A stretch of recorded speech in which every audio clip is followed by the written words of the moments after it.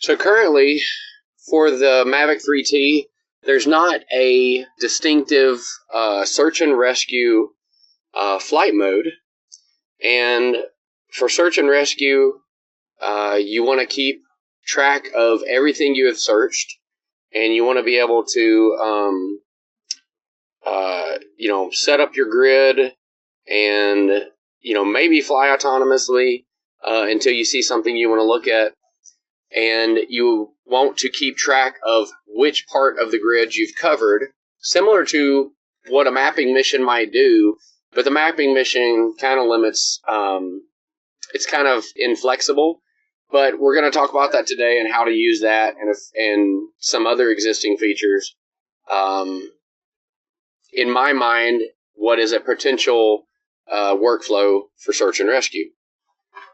So one of the first things we're going to do is we're going to set up a grid for our search area. And in this case, we're going to back out here. We're going to go do a flight route. We're going to create a route. We're going to do a mapping. Where I am. I don't know why there's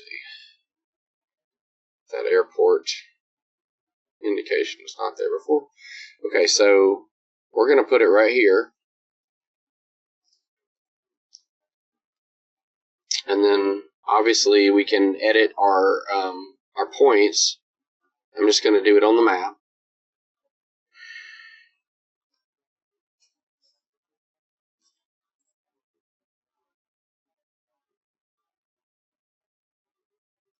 So, I'm going to do this based on my grid coordinates.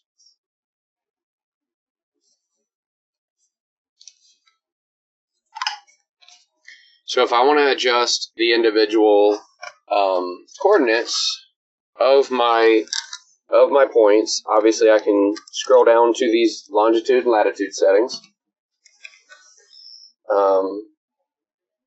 And I can edit those as I want. I imagine that's how you would be given your grid, is the actual coordinates. So you'd want to go in there and correct those, and you can tap on each of the pins at either corner and then go in there and edit those. So now you got that. We're going to go to our flight altitude. We're just going to leave it where it's at. Return to home. Okay. We need to select a camera. So we're going to do Mavic 3T, and we're going to do the wide, actually wide and IR. Okay. So now we're set to go. We're going to save that. So now when I start this, let me go ahead and do that. Text, upload, start. Moving to start point. So moving to start point.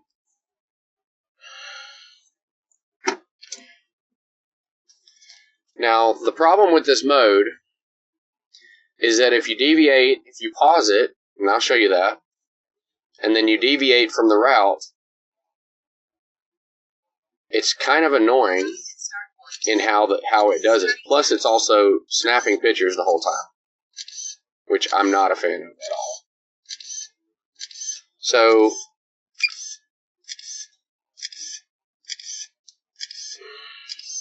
So you got to accept that message when you go to change to your infrared. So now I'm going to let this go a second. So let's say I see something I want to look at. So I can pause the pause the mission, and let's just say there was something back here that I want to look at. Okay, so I'm on a spot where I want to stop and deviate from the mapping mission. So now I'm going to go into the map. I'm going to set a pin. And now that pin's down on the ground because I set it from the map view. Okay. So now I want to resume my mapping mission. Aircraft flies to break point. So I have to fly to what I think it called the break point. And then it's going to go through this whole routine of finding it, reorienting, and it's kind of wasting time. And then these automatic pictures, you could take a look at these later just to make sure that you don't miss anything in the search, which could be helpful. But to be honest, it's kind of annoying to not be able to just do it at your own pace, take pictures when you want. Maybe it could do it in the background. Flight route mission pause. Maybe it could do it in the background and not, us not have to listen to the noise, and that could be maybe helpful. But it kind of messes with your train of thought. So,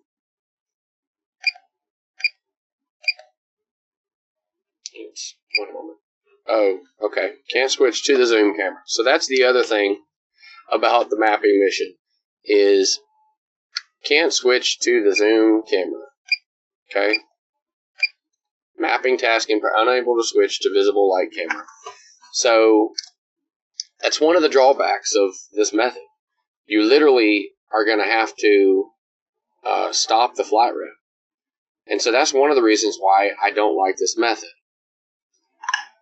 So if we don't want to fly the mapping mission autonomously because of its functionality being not exactly conducive to, a focused train of thought, at least from my perspective, what we might do is go into the mapping. We're going to click on that mapping 5 that we created. And again, this is a very tight pattern. It's not exactly ideal.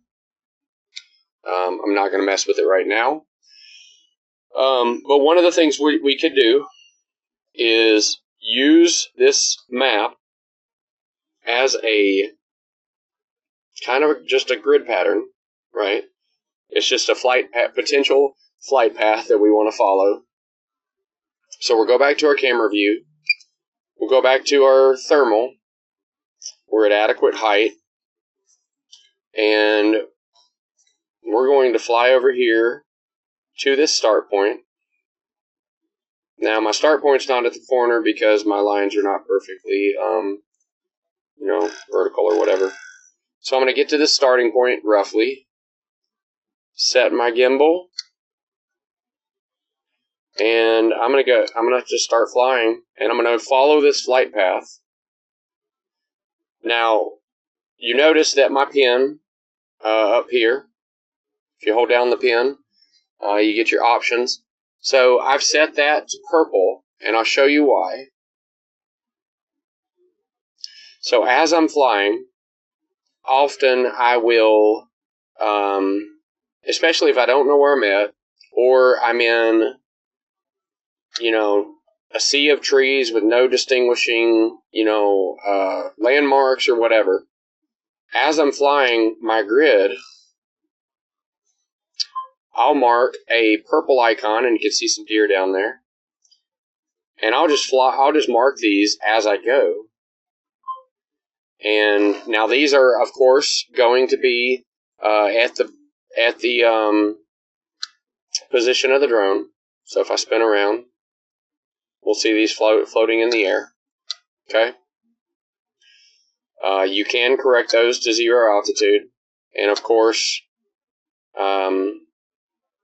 as I showed you in the pinpoint video, I can also go to the map view, drop that same pin, and now that pin is on the ground. Okay, so as I'm flying, I'm dropping those pins, and those are just to denote where I have flown, right? So then I'm going to get to the end of my path here, kind of getting off course a little bit. I'm not that worried about it either. So then, let's just Fast forward. Okay. So I'm going to go to my next one, my next lane, if you will. I'm going to get set up, and I'm going to start flying. And now I'm marking that as well. And I'm just marking that as a as my history, right? So what that's going to do for me is just kind of let me know where I've been within this mission, okay? So then, if I was to find something that's a hotspot, so there should be some deer somewhere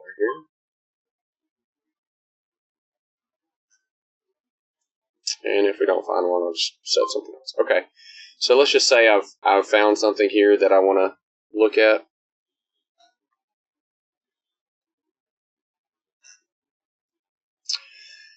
So let's say there's something down there, and I want to zoom in. I want to switch to my visible camera. Change batteries, so hang on. Get all sorted here. Okay, so now I'm looking at to see if there's anything down there, right? I don't see anything. I can't tell what it is. So I'm going to mark this. I'm going to go to the map. I'm going to hold this down again. I'm going to set it to blue, and I'll mark that spot. Okay, so now it's down on the ground. There's a pin.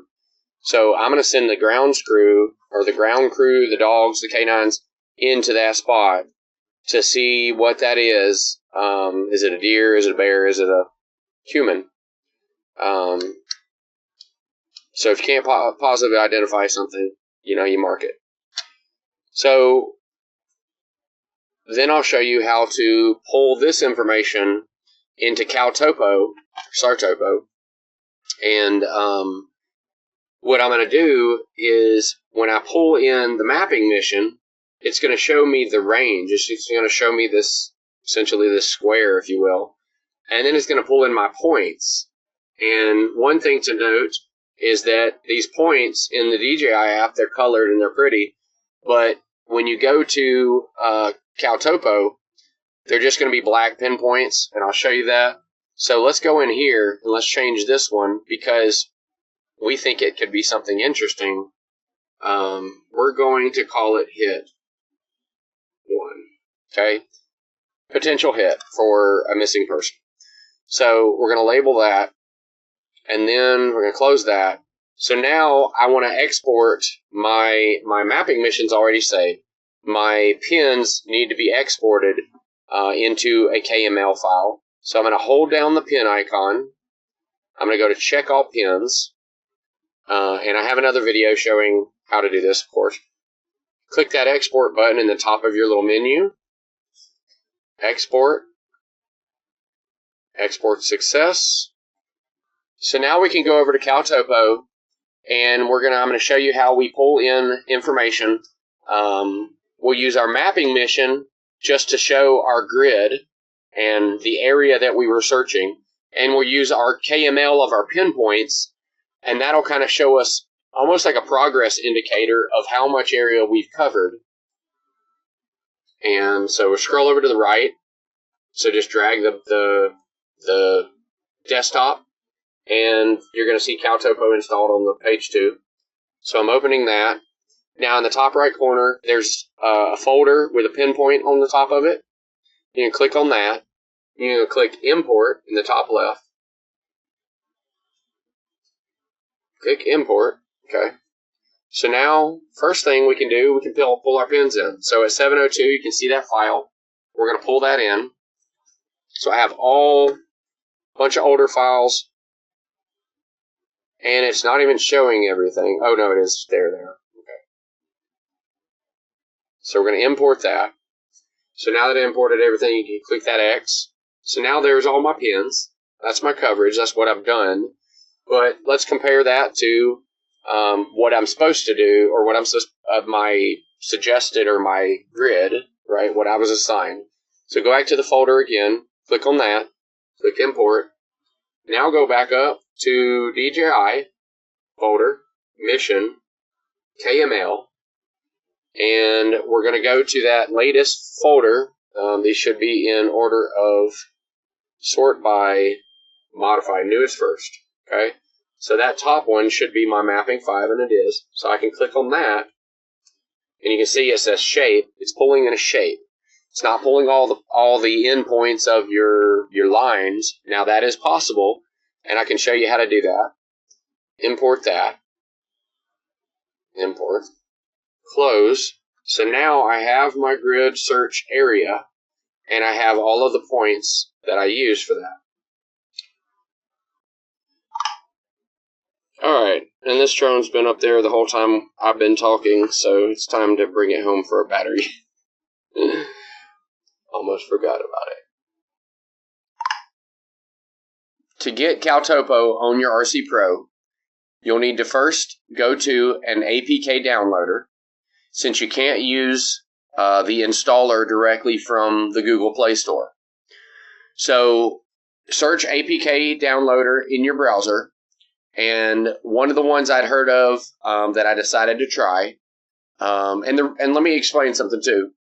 You don't want to do this on your RC Pro directly, because your RC Pro does not have firewalls, virus protection, so you're at risk. So you do this on your desktop, your laptop, and then we're going to run a scan on the file to make sure that we don't put something that's suspect on our RC Pro. So I went to APK Pure. Okay. You go over here, and we're going to search CalTopo or CalTop. Try that one more time. Alright, so there's CalTopo. We're going to click download. We're going to do download APK. And you can scroll back down here, hit it again. Okay?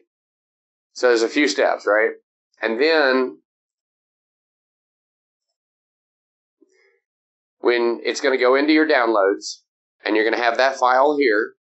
So the next step is going to be connecting your RC Pro to your desktop or your laptop, and you're going to move this file over into the downloads folder of your internal storage on your RC Pro.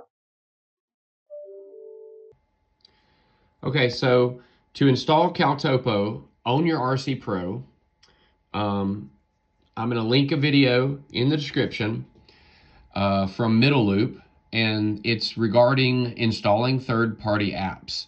When you install third-party apps on your RC Pro does not have virus protection or anything, so you're at risk. So step one is to download the installer file from, in my case, I downloaded it from a company called APK Pure, and you just go on there, search for CalTopo, and then you download the APK installer file. From there, I connected my RC Pro to the computer, and then I moved it over, in this case, to the